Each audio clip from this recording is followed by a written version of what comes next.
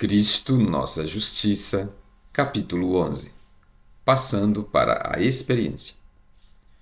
Ao considerar a fase de passar para a experiência de ser justificado, é de auxílio observar a pergunta direta e positiva resposta que estão em registro no que concerne à experiência.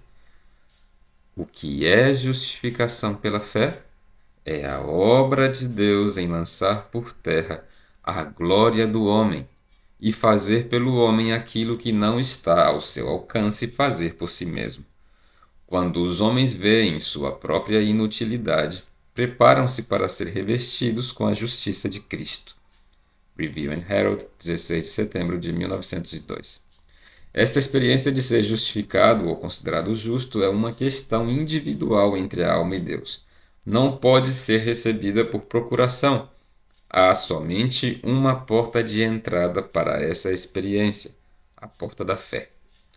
Fé é a condição pela qual Deus julgou adequado prometer perdão aos pecadores, não que haja qualquer virtude na fé pela qual a salvação é merecida, mas porque a fé pode apegar-se aos méritos de Cristo, o remédio provido para o pecado. Review and Herald, 4 de novembro de 1890. Quando estivermos revestidos da justiça de Cristo, não teremos nenhum prazer no pecado, pois ele estará trabalhando conosco. Uma porta foi aberta e nenhum homem pode fechá-la, nem os mais elevados poderes, nem os mais baixos. Somente você pode fechar a porta do coração de modo que o Senhor não possa alcançá-lo. Review and Herald, 18 de março de 1890. Bem junto a esta porta da fé, o inimigo de toda a justiça colocou outra porta, uma entrada mais ampla e mais evidente, a porta das obras. Mediante esta porta, muitos peregrinos que se dirigem a Canaã celestial entram inconscientemente e trilham um caminho que termina em destruição, e mais cedo ou mais tarde descobrem que as belas vestes da justiça própria se tornaram trapos de imundícia, inteiramente inadequadas para aparecer na presença do Rei. É dito sobre essa classe: muitos estão perdendo o rumo certo, em consequência de pensar que devem alcançar o céu realizando algo meritório para obter o favor de Deus. Buscam tornar-se melhores por seus próprios esforços. Jamais lograrão isto. Cristo preparou o caminho morrendo como nosso sacrifício e vivendo como nosso exemplo, e tornando-se nosso grande sumo sacerdote. Ele declara: Eu sou o caminho e a verdade e a vida. Se por quaisquer esforços de nós próprios pudéssemos avançar um passo na escada, as palavras de Cristo não seriam verdadeiras. Review and Herald, 4 de novembro de 1890. Há muitos que julgam ter uma grande obra a fazer por si próprios antes de virem a Cristo para obter sua salvação. Eles parecem pensar que Jesus virá a eles no derradeiro momento de sua luta e os ajudará acrescentando-lhes o toque final a seu esforço vital. Parece difícil compreenderem que Cristo é um completo Salvador, capaz de salvar totalmente todos quantos vêm a Deus por meio dele. Perdem de vista o fato de que o próprio Cristo é o caminho e a verdade e a vida. Review and Herald, 5 de março de 1889. Possa o Senhor nos ajudar a entrar pela porta certa e ser cheios da justiça de Cristo.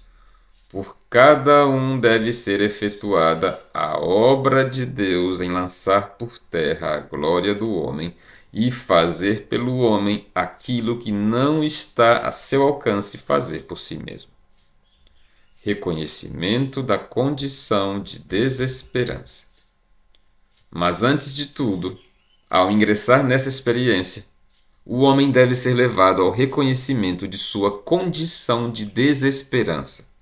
E isso se cumpre mediante a comunicação da graça de Cristo.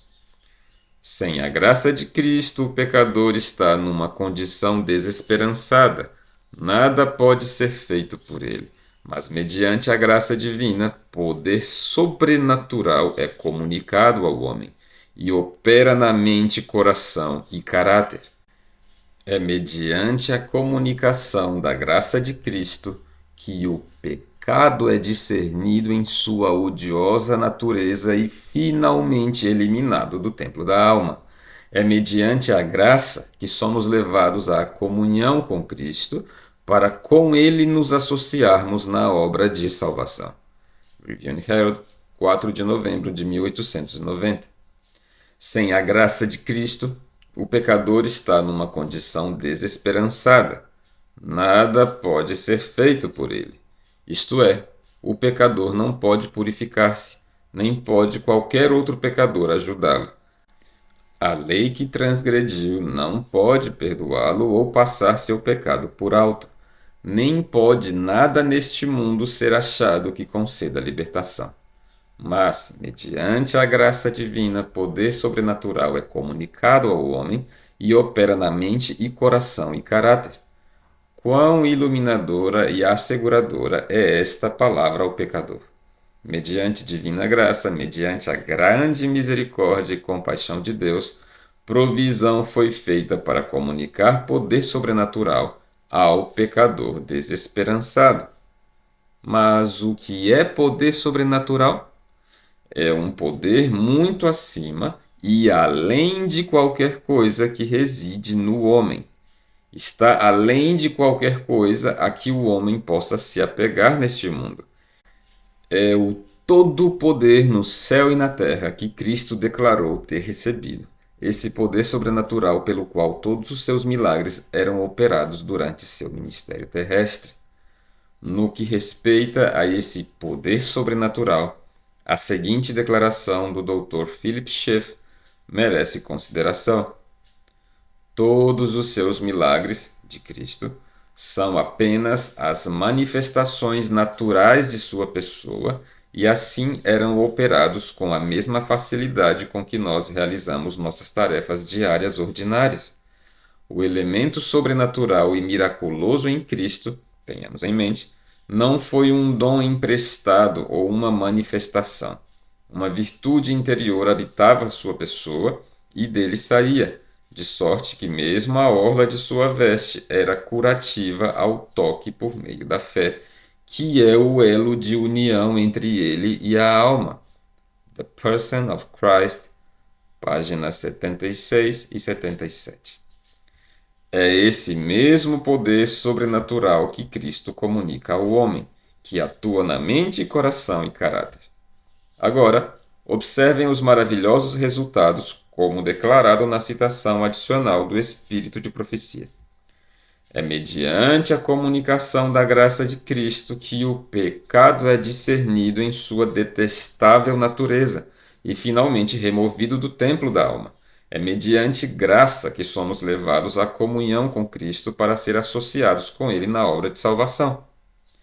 Assim, vemos que o poder sobrenatural, comunicado ao homem mediante a graça de Cristo, opera na mente e no coração, revelando-lhe a odiosa natureza do pecado e levando-o a permitir que essa coisa corruptora seja expulsa do templo da alma.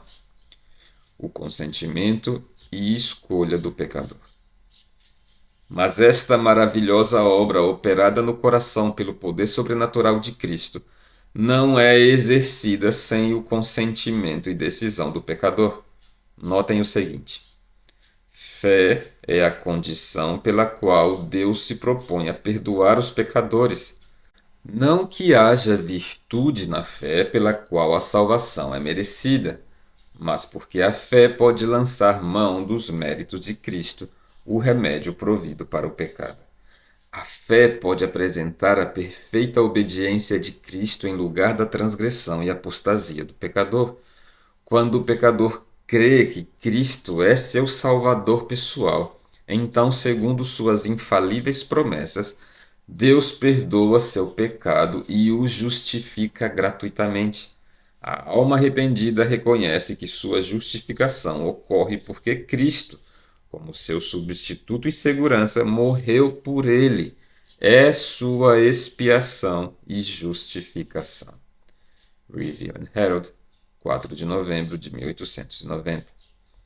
O exercício da fé é nossa parte da grande transação pela qual os pecadores são transformados em santos. Mas devemos recordar que não há virtude na fé que exercemos pela qual a salvação é merecida. Isso significa que não há virtude na fé em si, nem no ato de exercê-la. A virtude está totalmente em Cristo. Ele é o remédio provido para o pecado. Fé é o ato pelo qual o arruinado, desajudado e condenado pecador obtém o remédio. A fé pode apresentar a perfeita obediência de Cristo em lugar da transgressão e apostasia do pecador. Este é verdadeiramente um pensamento sublime. É esta maravilhosa ciência da redenção em que os santos se regozijarão por toda a eternidade. Contudo, é tão simples em sua operação que o mais fraco e mais indigno pode nela ingressar em todo o seu significado e plenitude. A fé viva, acompanhada pela ação. Ingressar pela porta da fé na plenitude da justiça imputada e comunicada envolve mais do que um mero assentimento mental às provisões estabelecidas. São os umbrais da fé vivente que opera por amor e purifica a alma. A fim de passar por este portal, deve haver o preenchimento de certos requisitos. 1. Deve haver cessação da prática de todo o pecado conhecido, e não mais negligência de dever conhecido. Conquanto Deus possa ser justo e contudo justifique o pecador pelos méritos de Cristo, nenhum homem pode trajar-se com os vestidos da justiça de Cristo enquanto praticar pecados conhecidos ou negligenciar deveres conhecidos. Deus requer a completa entrega do coração antes que a justificação tenha lugar. E a fim de o homem reter a justificação, deve haver contínua obediência, mediante fé viva e ativa que opera por amor e purifica a alma. Review and Herald, 4 de novembro de 1890. 2. Disposição em pagar o preço, renunciar a tudo. A justiça de Cristo, qual pérola pura e alva, não tem defeito, não tem mancha nem culpa. Essa justiça pode ser nossa. A salvação, com seus inestimáveis tesouros adquiridos por preço de sangue, é a pérola de grande preço. Pode ser procurada e encontrada. Na parábola, o negociante é representado como vendendo tudo que possuía para conseguir a posse de uma pérola de grande preço. É esta uma bela representação dos que apreciam a verdade tão altamente que renunciam a tudo quanto possuem para entrar na posse dela. Review and Herald, 8 de agosto de 1899. 3. Inteira renúncia a maus hábitos. Alguns há que estão buscando, sempre buscando a boa pérola, mas não fazem uma renúncia completa de seus maus hábitos. Não morrem para o próprio eu, para que Cristo neles viva. Por isso, não encontram a preciosa pérola. Review and Herald, 8 de agosto de 1899. 4. A força de vontade colocada em cooperação com Deus. O Senhor não tem por desígnio que o poder do homem seja paralisado, mas, por cooperar com Deus, o poder do homem pode ser eficaz para o bem. Deus não determina que nossa vontade seja destruída, pois é mediante esse atributo mesmo que devemos realizar a obra que Ele tem para fazermos, tanto em casa quanto distante. Review and Herald, 1 de novembro de 1892. Quão sincera e ardentemente deveríamos seguir esta clara distinção e entrar plenamente na experiência de ser considerados e feitos justos, justificados e santificados mediante fé em Cristo. Quão profunda e penetrantemente deveríamos reconhecer nossa condição desesperançada a ponto de não podermos fazer nada por nós próprios. É somente mediante a graça de Deus que podemos ser salvos. Como devemos acariciar a grande verdade de que, mediante a graça divina, poder sobrenatural pode ser nos comunicado. Devemos aceitar integralmente a segurança de que o pecado, em toda a sua hediondez, pode ser eliminado do templo da alma. Devemos reconhecer que nossa parte nesta grande transação é escolher e aceitar pela fé quando preenchermos plenamente as condições. E cada dia que vem e vai, deveríamos humildemente pleitear perante o trono da graça os méritos, a perfeita obediência de Cristo, em lugar de nossas transgressões e pecados.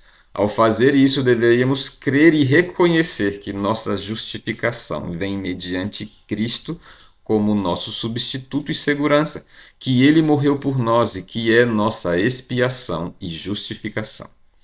Se de nossa parte esta instrução for seguida com sinceridade e inteireza de coração, Deus tornará os resultados reais em nossa vida. E, sendo, pois, justificados pela fé, temos paz com Deus. Romanos 5:1.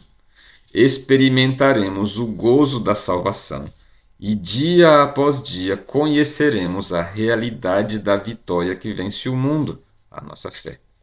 Não descansemos até que tenhamos entrado plenamente pela porta da fé, introduzindo-nos na abençoada experiência do perdão, justificação, justiça e paz em Cristo.